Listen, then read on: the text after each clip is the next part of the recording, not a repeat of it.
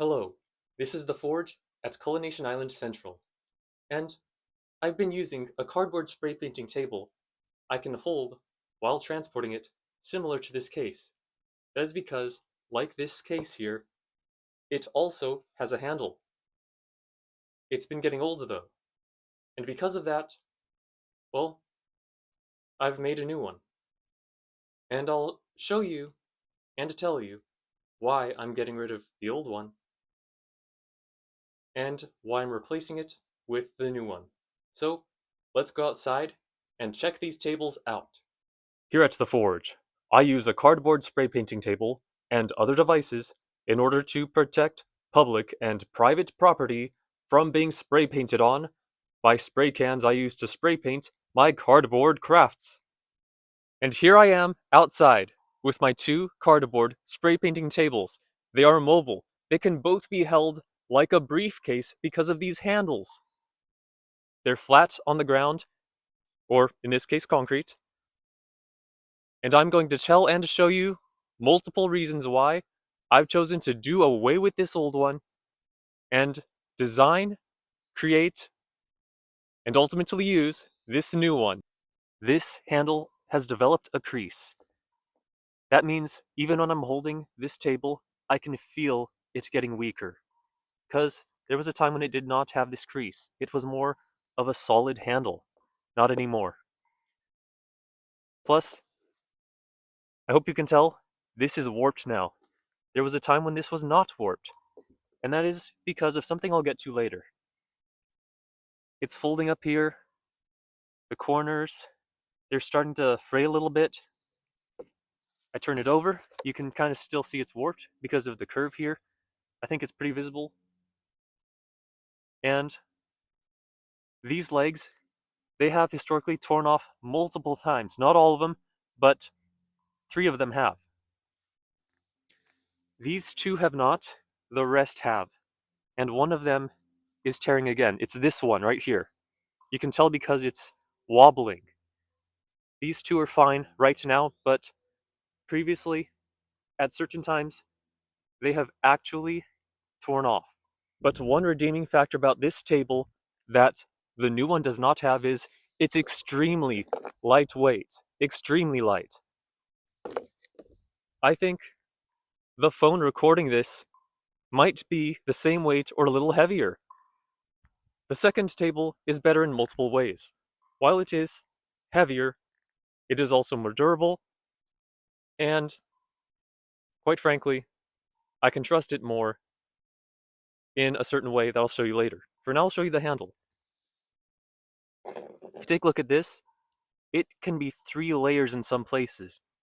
It's at least 2 everywhere. And if you take a look here, this thin cardboard and this lower layer of cardboard sort of claw grasp the table. And there's hot glue keeping the handle attached to the table. The last one had a flap of cardboard coming off the table, and then I just cut a hole in that to make a handle. This one has a deliberately engineered handle.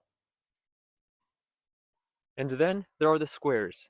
This was a little bit tedious, but I'm no stranger to simple and repetitive. I used to wash a lot of dishes for a job. So, these are 5 by 5 pieces of cardboard. 3 by 4, I had to cut out 12. But that's just the start of it. How can I be sure that this isn't going to fray, that the cardboard's not going to warp? I have thought of that, and to answer that question, or rather those questions, I must flip the table over and show you how I put these together. These strips are holding corners down, except the very outer corners. That means that the whole table stick together kind of like the other one did. Except with the double layering, it is more warp resistant. In order to understand more of what makes this table strong, it is important to understand the thought behind these table legs. So, first of all, they're rectangular prisms instead of the old triangular prisms I used for the prior table. What makes sense about this is that there's more surface area contact between the tops of the legs and the table, and also the bottom of the legs and the ground, whatever it is. Whatever it is. Now that's important to consider, because it could be clean concrete, it could be clean plank wood, but it could also be dirty concrete like this basketball court. It could be dirt, it could be grass, mud, moss, and other undesirables you don't want screwing up your cardboard. It could have just rained yesterday. Yuck! But don't you worry, because to bring you content, I want something that can endure more spray painting days of various sorts. So, you see that? That is duct tape. It is a classic barrier between undesirables and what you value. If you want waterproofing, you go for the duct tape. If you want to keep certain particles away from your vulnerable things, go for the duct tape. But you may have noticed some cardboard here, so I took care of that too.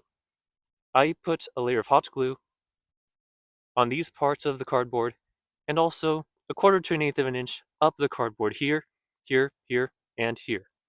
Also on the inside. And one last feature that both of these tables are capable of is called the drop feature. I'll show you what I'm talking about. This old table is capable of it, but the drop feature, I'm talking about this, is more likely to break a leg.